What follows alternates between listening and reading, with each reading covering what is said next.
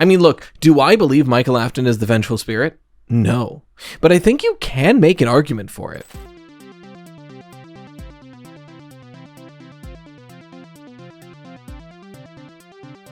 Ladies, gentlemen, and those with the good sense to do away with the whole notion, I welcome you to the premier audio medium for all your Fazbear entertainment needs. The Freddy Fazbear Pizza Podcast. Note, FFPP is not responsible for any loss of appetite, disinterest, dismemberment, or other legally classified statuses. So strap in and enjoy. Hello everybody, welcome back to the Freddy Fazbear Pizza Podcast. I'm your host of the Toast, Rytoast, here to talk about Five Nights at Freddy's, like we always do. And I couldn't really think of a topic today, so we're doing an Oops All Questions episode. I'm a little under the weather, as you can probably hear. It's part of the reason why... Actually, wait. I just realized, hey, this is news for nobody but me, but I'm excited about it. I have a backlog now. For the first time in the channel's history, every video is at least a week in advance. And that's this channel, that's the second channel, and that's kind of the third channel. The third channel is a little weird, but ideally everything will be up and running by like next week or something. So I'm super excited about that. But part of that is that these videos will be more regular now. Last week's podcast went up a little late. It's mainly my fault. But I don't have to be like, oh, this video is going up late because I needed to do something. No, that's next week's problem. So it shouldn't be late anymore. Fingers crossed. We'll see. Regardless, I was about to be like, that's why this video is so late out of a force of habit. But no, this should still be on time because this is Tuesday, the week before this goes live. But yeah, I'm a little under the weather, so I waited a little bit into the week to record this. You can still hear it a bit, but my throat doesn't hurt now, and that's what matters. I do have a cough drop in actively, so if you see me like shuffling a bit, that's what you're seeing. Regardless, if you want your questions answered on the podcast, feel free to send them into Freddy Fazbear Pizza Podcast at gmail.com. It's in the description to copy and paste because it is a pain to type out. Our first question comes from Myriad. She, her. I'd like to bring up an idea I've had in my head for a while, but recent evidence had made me more confident in it. FNAF 1 and FNAF 4 take place in the same week. Mike takes the night shift, that's FNAF 1, and then goes home and sleeps during the day. That's FNAF 4. It explains Nightmare Fredbear being drawn on the logbook if it's written in during FNAF 1, and the phone guy audio in FNAF 4. Since Secret of the Mimic's FNAF 3 map possibly indicates that it was a Freddy's location before it was Fazbear's Fright, this could explain the FNAF 3 office being in the logbook even back during the 80s and 90s. Thoughts? Point of clarification, because the writing is a little vague there. First of all, thank you for your question. But point of clarification, since Secret of the Mimic's FNAF 3 map possibly indicates it was a Freddy's location before it was Fazbear's Fright, there is a map in Secret of the Mimic of FNAF 3 in the prototype pizzeria, which makes no sense. So the likely theory is that these blueprints existed for Freddy Fazbear's Pizzas before Fazbear's Frights were built. So either that means that early Freddy's locations looked like that, or this was one of the possible blueprints that was then used by Phone Dude to make Fazbear Frights. It's unclear.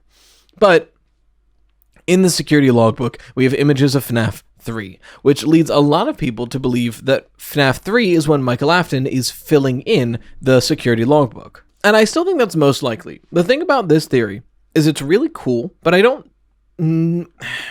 it's really cool, but I hesitate to bring in the security logbook at all. So just for bias sake, my personal opinion is that FNAF 4 takes place after FNAF 1, and it's the nightmares that Michael Afton is recurringly having after going through everything he went through in the Nightmare Bunker, and then being exposed to the animatronics in real time. That being said, I still think the security logbook was written in during FNAF 3, and he's just reflecting on those dreams. When he's asked, like, do you still have dreams? That's why Nightmare Fredbear gets drawn, because in that moment, he's going like, well, I do. I have this recurring nightmare, FNAF 4. This theory is postulating that FNAF 4 and FNAF 1 are happening simultaneously. We go to our night shift at FNAF 1, we go home, we have a nightmare, repeat.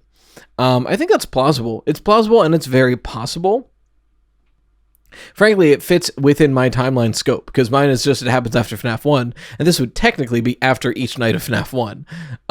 The thing that I would hesitate on is the logbook being written in during FNAF 1. I don't think it needs to be. I still think FNAF 3 is taking place after 1 and 2. So because of that, this is still happening during FNAF 1 and 2. And even if he only has the nightmares while working at FNAF 1, those are pretty intense nightmares, ones that he would likely remember. So if asked a few years later, do you still dream or whatever, him drawing Nightmare Fredbear still makes total sense. So all in all, when I look at this theory, I'm like, this is a good theory. I think this is fun. It is an interesting way to connect these games.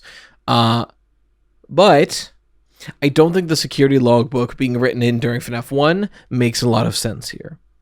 I am curious, and this is something that maybe if you see this myriad in the comments, you can answer. But she brings up that Micah Lafton is both the player of FNAF 1 and the nightmare haver of FNAF 4. My question to you is, do you think these nightmares are just because of FNAF 1? Because I hadn't considered that yet. My brain kept going that these nightmare chambers that we hear about in Didophobia were created by William Afton and are connected to Sister Location. However, Michael Afton was put in them for many years after the death of the crying child, to 1, get back at him for the inconvenience, and 2, just to experiment on a human that nobody can look up on because Mrs. Afton is out of the way. He's his only contact. And that's why the FNAF 4 nightmare chambers we see in Didophobia are so similar to the FNAF 4 gameplay. Because the gameplay, those night sections, are Michael Afton having nightmares about his experience in those chambers. Now, to be clear, these are still nightmares that are happening after FNAF 1. And the reason I say all of this is because of that FNAF 1 phone call. Because frankly, if the FNAF 1 phone call wasn't there, I'd be willing to accept that the crying child is the one having the nightmares that we see in the FNAF 4 gameplay. After all, that's directly stated in the character encyclopedia. It opens essentially saying like FNAF 4 is the crying child having nightmares of his experiences at Freddy Fazbear's Pizza. So like, immediately that's the books being like, this is what this game is, but it's the character encyclopedia, which is riddled with weird errors, so it's not 100% guaranteed. And even if it was, like I mentioned, if you're trying to explain what the FNAF 4 nightmares are, you need to explain 3 things. 1, why are they happening so consistently to our player? 2, why does our player know the FNAF 1 phone call? And 3, why is there a hospital motif within the nightmares? If you can answer those 3 questions, your theory is valid, right? Like, I feel like those are the 3 hurdles that any theorist has to overcome for FNAF 4. Why are these 3 things happening? And if you can come up with an answer, then we're talking. Then I'm willing to workshop out the rest of the details. So, what are my answers, right? Like I mentioned, the first option, why is this character having the nightmares? Exposure to the nightmare chambers, and reactivation of those memories because of his time in FNAF 1, which so similarly lines up with the building. 2, why do we hear the FNAF 1 phone call? That's easy. If this is taking place after FNAF 1, Michael Afton would have heard that phone call, and therefore, he's hearing it in his nightmares, which is associated with the animatronics in general at this point. And finally, 3, why is there a hospital motif? This is a little more vague. I've got thoughts. I have 2 thoughts. I think both of them work. I think either of them work. 1, this could show the influence the crying child still has on Michael Afton. After all, we get this inkling that the crying child spirit is trying to reach out to Michael. There's no real solid evidence of this. We don't really hear anything about the crying child after FNAF 4's cutscenes of him. But if we're assuming what certain things are coming from, then it does seem like in some way Michael Afton is reaching out to the crying child, and possibly the crying child is reaching back. I mean, that is kind of what we're seeing in the security logbook, the idea that Michael Afton is reaching out to the crying child along with the spirit of Cassidy, and it's the 2 of them trying to help the crying child figure out his memories, and simultaneously trying to help Cassidy remember his name. So these are kind of the things we're working with, and the security logbook kind of gives that. So that's option 1, is that if that's true, and the crying child is reaching out to Michael Afton, then we look to one of my favorite stories because it gives us so much information on possession and ghosts in FNAF, Alone Together. In that story, we learn that ghosts have a sort of, not schedule, but like list that goes through when a ghost is trying to reach out to you. And the first thing is having dreams that are not yours. So there's 2 options here, right? The entirety of FNAF 4 could be this. The entirety of FNAF 4 could be the crying child's nightmares being given to Michael Afton because of the crying child's presence. That's a possibility right away. Having the crying child's nightmares because he is reaching out to Michael, and his own thoughts and his own experiences are blending with that dream, which is why we get the FNAF 1 voice call in the middle of this nightmare. That's possibility number one. But just the idea of dreams being affected by the crying child, right? I think that's part of the reason why we see Nightmare Fredbear and then the Nightmare, right? The shadowy, translucent version of him. I think it's the progression. It's Michael Afton having these horrible nightmares, and he's reaching out to the crying child, and the crying child feels bad about this, so he tries to reach back out, but he only makes it worse. And these nightmares now go from standard nightmares to nightmares about Fredbear, the thing that killed the crying child, the thing that is guilt haunting Michael all these years, the thing, his biggest regret in life, killing his own brother, right? And then nightmare being the agony that comes with that. But if Michael Afton's dream can be affected by the crying child, then we're talking about guilt. The hospital motif is guilt. The things that Michael Afton saw his brother going through because of his own actions. That is I think, either one of these is the explanation for the hotel motif. The hospital motif. Have I been saying hotel? I sure hope not. The hospital motif.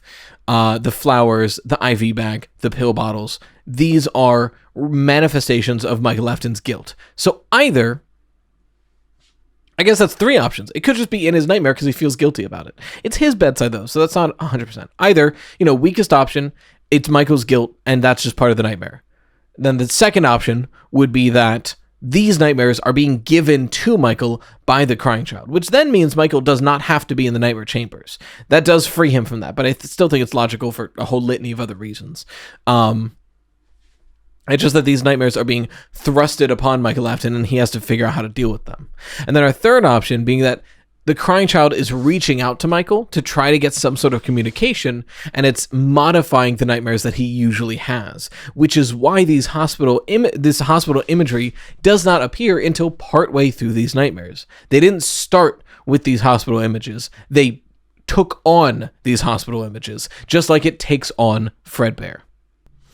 There was supposed to be another option, I thought, but I think that's the only option I can think of right now, so I guess I'll leave it there. But to your point, right, you are still assuming that Michael Afton is the one having the nightmares. I guess, I remember that the second part was. That's if it's Michael Afton. Some people still think, which is fair, that the crying child is the protagonist of the FNAF 4 nightmares. By nightmares, again, I mean the nighttime gameplay.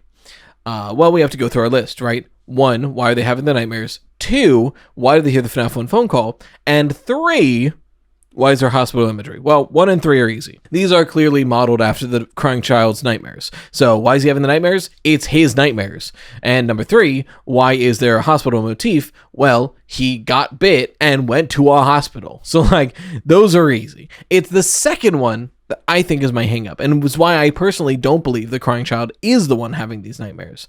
Why in the world would he have heard the FNAF 1 phone call? Well, frankly, I see 2 options. 1, you write it off as an Easter egg, which I think sucks. But you could say, it's just Scott doing something cool, not thinking about the implications, writing it off. 2, if this is the crying child and he does hear the FNAF 1 phone call, my only other explanation I could think of is that all of FNAF 1 through 4 is the crying child's dreams. It is, things seen in shadows are misinterpreted in the eyes of a kid. This is the crying child having these various nightmares about the animatronics, and everything is a creation of his nightmares, including FNAF 1. And because of that memory of FNAF 1 is rearing its head in FNAF 4. Because frankly, I can't think of a non-dream theory explanation for why the crying child would know the FNAF 1 phone call. That doesn't make sense to me. So that's why I'm in such a Michael bandwagon, and I see you are too. But to wrap back to your question, Myriad, I think it's completely possible that FNAF 4 is happening simultaneously with FNAF 1. I'd be interested to see where the phone calls of FNAF 1 line up with the nights of FNAF 4. I know one of the audios is phone guy being like, hey, I might die tonight. And then, the next audio is Golden Freddy shouting. And unless I'm mistaken, I'm pretty sure that in FNAF 4, night 5 is the night where where Nightmare Fredbear shows up. So the idea that on night 5 of FNAF 1, Michael Afton hears this distorted audio call of Golden Freddy shouting, and then that night, he has a nightmare, like he always does, but instead of the usual people, it's specifically a Golden Freddy variant. I think that's very compelling. I think that's one of the better arguments for this theory. I think that's how the phone call lines up. I could be wrong. And I don't have an explanation for Nightmare. That dude's a freak. But yeah. I think all in all, the logbook still makes sense to be written in FNAF 3, even in your theory, in my opinion. But thank you for your question. We'll move on to the next one. The next question comes from John, he, him. Hey, Rye, I wanted to hear if you had any favorite theories from the past or present of FNAF that you personally loved a lot, but were/are ultimately debunked or highly unpopular in the wider fan base. Thank you for your question. That's a really good one. Well, it's like a personal favorite debunked theory. Because frankly, one of the greatest things about FNAF is there's very little debunking that happens. A lot of it just comes down to a difference in opinions, and so much of this franchise is up in the air. It's why it's so fun to theorize about this franchise, because a lot of things could be right. It's not about figuring out who is right, it's trying to figure out what is most likely, which I think is super fun. So what is a favorite debunked theory of mine? I mean, I'm always partial to anything that involves Ralph, the phone guy. So, you know, Foxy is a good guy. It was related to it, but wait, those are two different thoughts. Foxy is a good guy. It's a really fun one. Foxy is a good guy, I think, is one of my favorites. I made a meme of it about a month ago. Like, oh, Foxy actually was a good guy, with the idea that if Fiona is still inactive player in the story, she seems to be moving through Foxy as her puppet, which is a really funny outcome to this meme so far into the franchise. But one of my favorite debunked theories was, I just thought about it for a good minute or two there.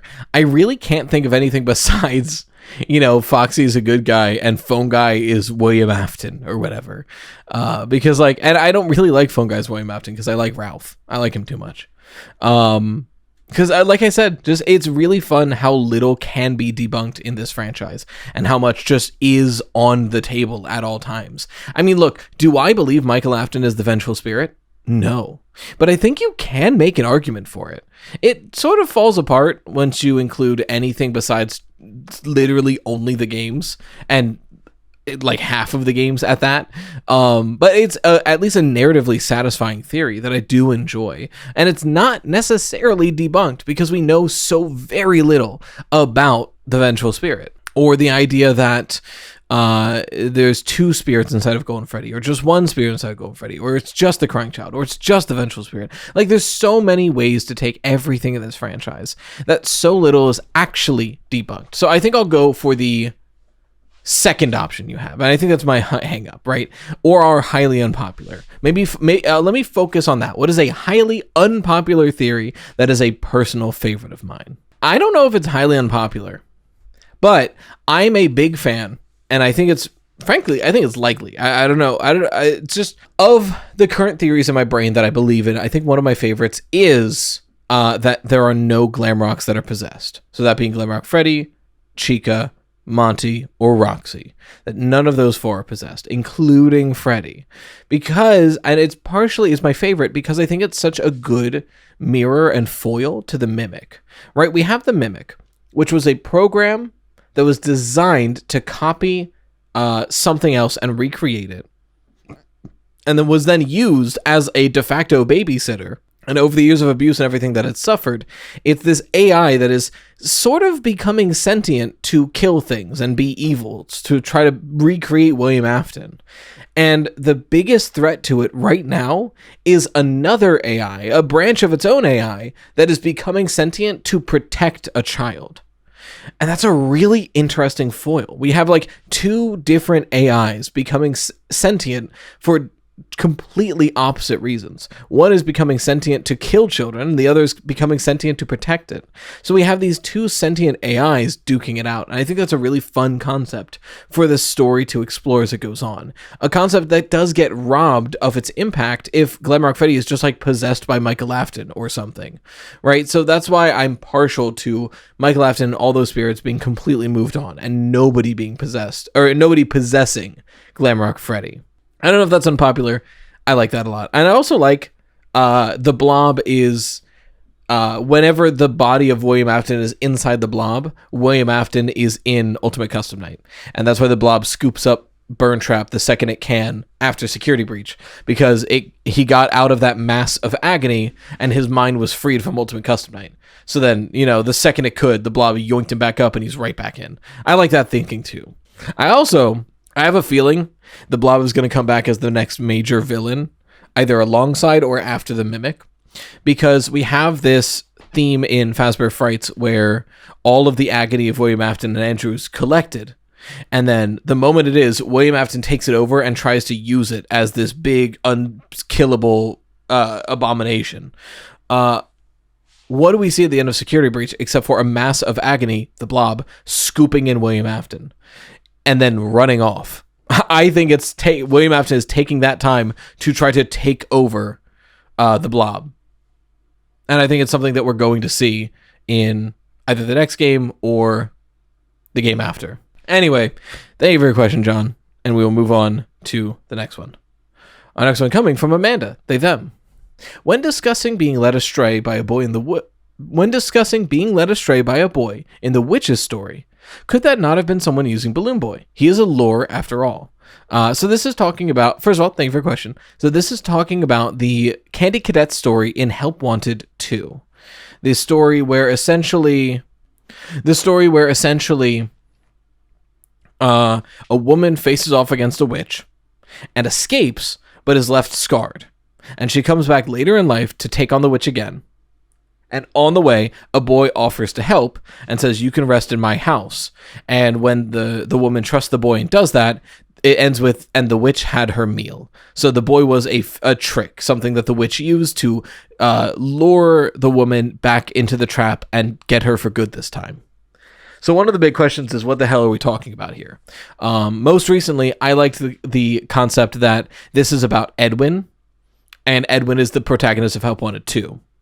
Is that canon? Probably not. But it would be the idea that, if we're talking about the Mimic as the witch, Edwin as the woman, and the boy as Helpy, then it's literally, Edwin faces off against the Mimic, leaves scarred, whatever happened to his legs in that accident, and then later in life tries to face off against the Mimic again, but then is led astray by Helpy and ends up helping the Mimic, and then is killed by the end of Help Wanted 2. I think that fits really well. But, it requires Edwin to be doing Help Wanted 2.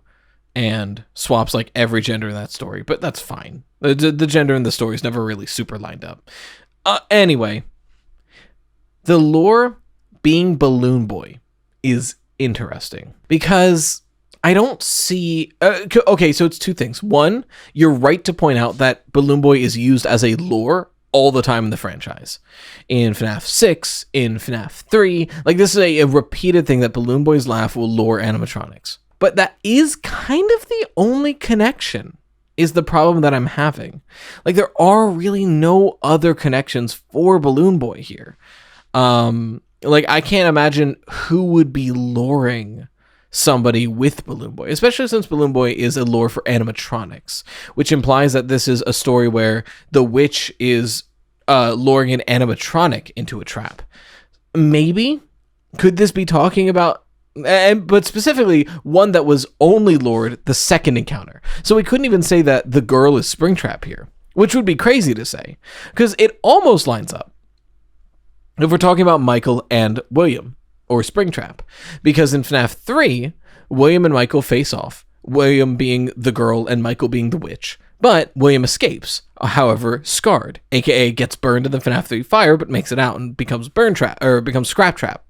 And then later in life, FNAF 6, they face off again, but the witch, Michael, used a little boy, Balloon Boy, to lure Springtrap, the girl, into a trap. Did that make sense? It almost works. One of the problems is that the boy is a new variable that leads to the girl's downfall. And the Balloon Boy laugh was the exact same thing used in FNAF 3, so that doesn't super work. Another issue is that it seems very much so that this Candy Cadet story is trying to tell us about Help Wanted 2 in some way.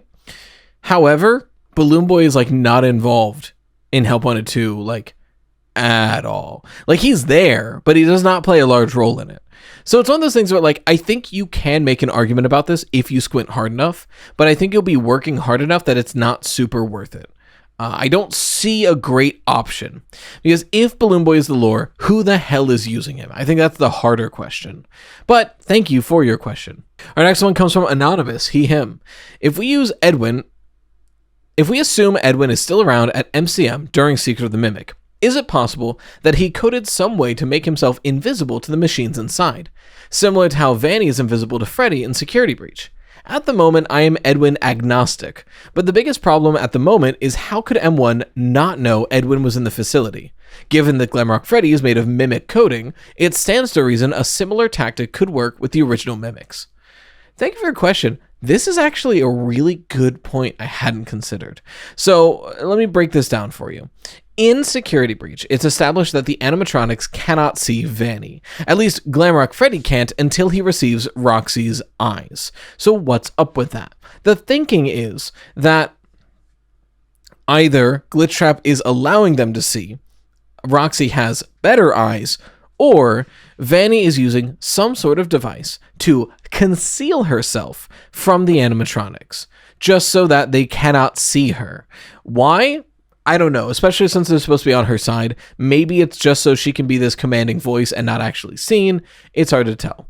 But a lot of people have correctly pointed out that the way it works is fairly similar to what we know of illusion discs in the story.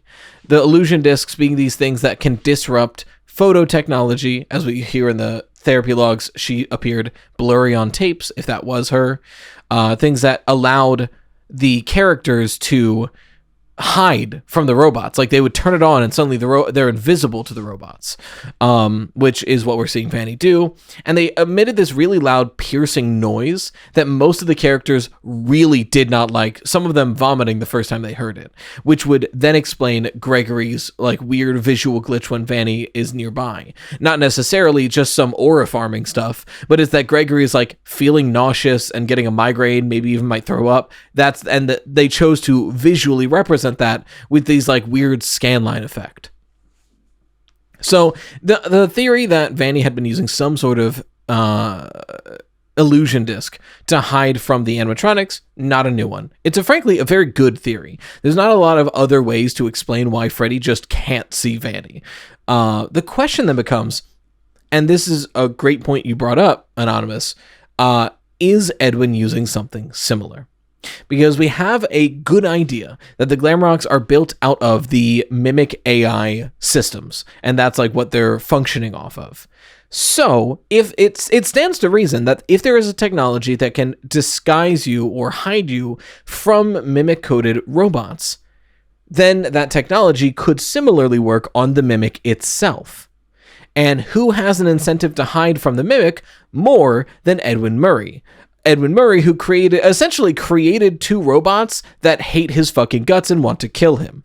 So, like, he's really bad at making robots that like him. But because of that, it's really interesting to posit, is Edwin the one who made the illusion discs? Because right now, as far as we're aware, illusion discs were made by Afton Robotics because it's related to sister location nonsense. But that's really all we've got. You know, we have no real evidence of them existing in-game besides the fact that Vanny uses something that kind of feels like one. And, like, the best thing people have come up with is the weird charging circle on Funtime Freddy, which is loose at best, but it's at least something to grasp. The thing is, though, we don't have any evidence of Edwin existing in Secret of the Mimic, besides the fact now that we have the silhouette in the window, which I think is strong evidence for Edwin existing, and the fact that his body is never discovered and we don't hear him die. So it once again falls down to, like, we don't have any evidence of illusion discs in Secret of the Mimic either, especially in a game that has so much information about everything Edwin was creating. These things going completely absent is strange, but at the same time, by the time he would need to hide from the mimics, Edwin Murray would know better than to document the illusion disc, because then that would mean the mimic could learn about it. So The idea that he builds an undocumented illusion disk to hide from the mimic to try to fix what's going on or at least survive, that is plausible. And frankly, similar to Vanny, we're kind of getting into that territory where it's like, we don't have a good evidentiary reason for this existing, but we have someone doing something that would line up with what we know an illusion disk could do, aka hide from a robot. So if Edwin is trying to avoid these mimics while doing whatever he is doing at the facility, making an illusion disk that makes him functionally invisible to them is probably the only way he's getting around there. Because like when you look at what M1 knows what we're doing when we're not in the room. The only time M1 lost track of us is when we went on the roof, which is outside the building, right? Because there's a moment after Big Top Music Man where Dispatch, or at that point M1, is like, I lost track of you there for a second, I got worried. And that's the only time in the game we go outside the building. So as long as we're in the building, M1 seems to be able to track us. So why does M1 think Edwin is still at the manor? Why hasn't M2 killed Edwin yet? If he's able to completely conceal himself from the both of them, that's our answer. And if it's an illusion disk, then everything once again lines up. The idea that if Edwin created a technology that concealed him from mimic robots, Vanny could be utilizing that in Security Breach. Especially since we have a lot of reason to believe that Glamrocks are utilizing mimic technology. So, frankly, Anonymous, I think you're onto something. I like it a lot. I think it could be explored more because, again, we get this weird situation where we have a theory with just like vibes, but they're vibes that make a lot of logical sense. So I do like it. Thank you for your question. Our next question comes from Jack, he, him. Hi, Rye. I was wondering about how the toy animatronics will work in the new movie. Will they be orchestrated by William Afton like the Twisted ones, or will they be a new batch of dead kids? Or will they be possessed by the classics from the first movie, perhaps salvaged parts? But these are just my thoughts. Do you have any other theories? Thank you for your question, Jack. I don't know, but it's interesting that the toy animatronics have voices. The original gang do not. They make noises, they sing on stage, but they don't talk. However, we got casting information for Toy Bonnie, Toy Freddy, and Toy Chica. Kellen Goff. Yeah. Toy Freddy being Kellen Goff, Toy Bonnie being Matt Pat, which is awesome, and Toy Chica being Megan Fox, which is insane. But because they have voices, I'm more tempted to believe that they are technology-based over anything else. Bit of a weird break there. I'm recording this second half about a week later because I got to that point in the podcast, had to stop, and then I literally haven't had time since. So that backlog thing, it'll be real next week. Anyway, we are answering Jack's question about the toy animatronics and how I think they're going to work. I went into this a little bit before, but now's a great time to go into this because we just got the final trailer for the FNAF 2 movie. And frankly, after watching it, it doesn't tell us too much more about how the toys are going to function. I still think we're leaning into the books for these movies. The idea that in the second book, The Twisted Ones, the animatronics are functioning for William Afton, and they are progressively getting closer and closer to Charlotte to eventually kill her. Like, that's their whole goal. To capture her, right? Because, Charlie is this, like, weird robot thing that William wants to capture and experiment with and whatever. Here's the thing. Not only are we set up perfectly for this, because William is dead at the end of the first movie, and this is a perfect setup, but the thing that this trailer does show us is I frankly think we're getting more and more evidence that Elizabeth might be Vanessa Elizabeth Lal, which is fucking with me, Vanessa might be a Charlie bot, which I don't know how people are going to take if we get that reveal. But, it's more and more evidence that Vanessa is playing that role because of the dreams she's having of her father. Charlie has these visions of Henry. Not visions necessarily, but these dreams of Henry about, like, being in his workshop, seeing the things he was creating. And we see this in Vanessa's, like, hey, you keep having dreams about your father, and it's showing us blueprints, it's showing us robot pieces. Like, it's still very similar to how Charlie's being treated in the books. Did I say Elizabeth again? Every time I say Elizabeth, assume I'm saying Vanessa. Sorry, it's really messing with me.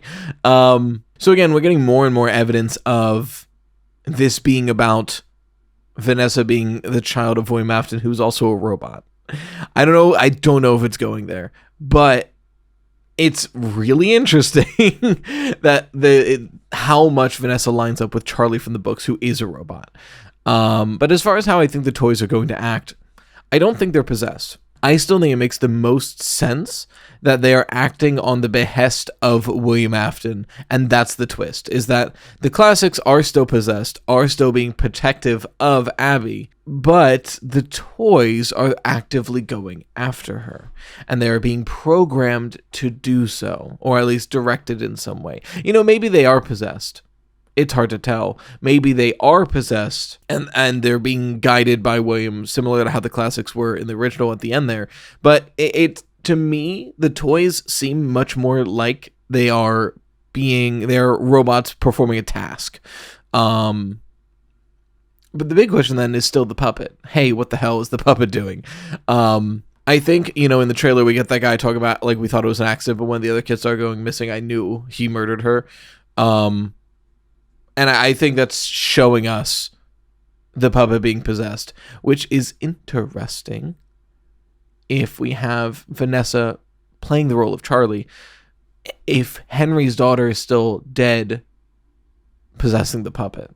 And then we see that scene in the trailer where she's screaming, holding a dead, not her, but she's the one being murdered. So there's all this weirdness about her that is similar to the weirdness about Charlie's death in the books, but the puppet is possessed in this movie. So Charlie seems to still be dead. So I wonder if in this story, right, Vanessa is a creation from William, but he still kills Charlie. I don't know. It's weird. We're going to have to find out we're going to have to watch it to see what really happens, which it comes out like December 5th.